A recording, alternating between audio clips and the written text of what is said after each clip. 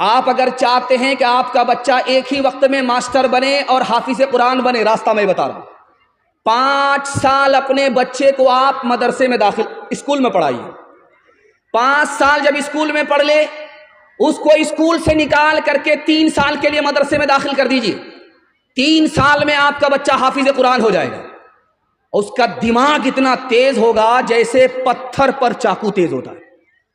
یہ 3 سال کا جو گیپ ہوا ہے، آپ اس کو ٹیوشن کرائیے، گارنٹی ہے یہ بچہ سب سے آگے نکل جائے گا اور سارے بچے کو یہ پیچھے چھوڑ دے گا۔ جانتے ہیں کیوں؟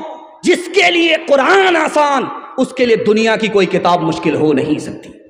ہمارا جوان 1 سال میں 10 سال کے برابر کیسے ترقی کرے گا، راز بتا رہا ہوں۔ سننے کے لیے تیار ہے؟ جوان لوگ ہاتھ اٹھا دیجئے انشاءاللہ۔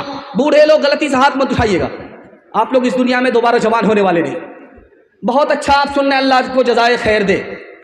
دیکھیے زمانہ جو چل رہا، اتنی مہنگائی ہے کہ اللہ کے رسول فرماتے ہیں جس کے پاس پیسہ ہوگا اسی کا ایمان بچے گا۔ اس دور کے بارے میں جس میں مہنگائی آسمان کو چھو رہی ہے، اللہ کے رسول نے فرمایا جس کے پاس پیسہ ہوگا اسی کا ایمان بچے گا، جس کے پاس پیسہ نہیں ہوگا اس کا ایمان خطرے میں پڑ جائے گا۔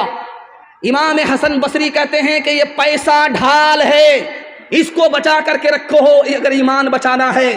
کتا خریدنے میں پیسہ برباد مت کرو، شادی میں پیسہ برباد مت کرو، ورنہ کمر ٹوٹ جائے گی، سیدھے کھڑے نہیں رہ پاؤ گے، قدم قدم پر تمہاری ذلت کی منہ کی کھانی پڑے گی۔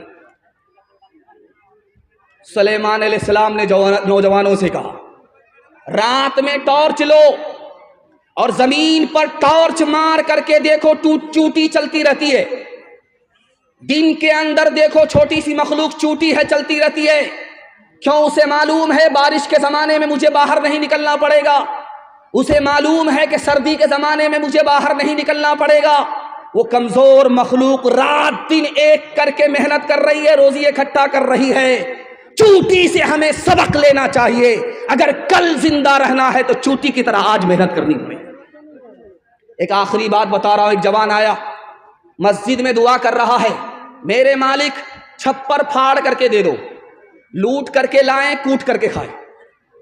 حضرت عمر نے سن لیا، کوڑا لے کر کے کھڑے ہوئے، کہا او جوان کیا دعا کر رہے تھے؟ کہا حضور دعا کر رہا تھا کہ مالک چھپر پھاڑ کر کے دے دو۔ کہا آسمان سے سونا نہیں برستا، آسمان سے چاندی نہیں برستی، جوان صرف دعا کرنے سے تمہیں کچھ نہیں ملے گا، بلکہ محنت مزدوری کے لیے دعا کے بعد مسجد سے تمہیں باہر نکلنا پڑے گا۔ ہاتھ اٹھا کر کے وعدہ کیجئے، حلال کمائیں گے، حساب سے خرچ کریں گے، ہاتھ اٹھائیے انشاءاللہ۔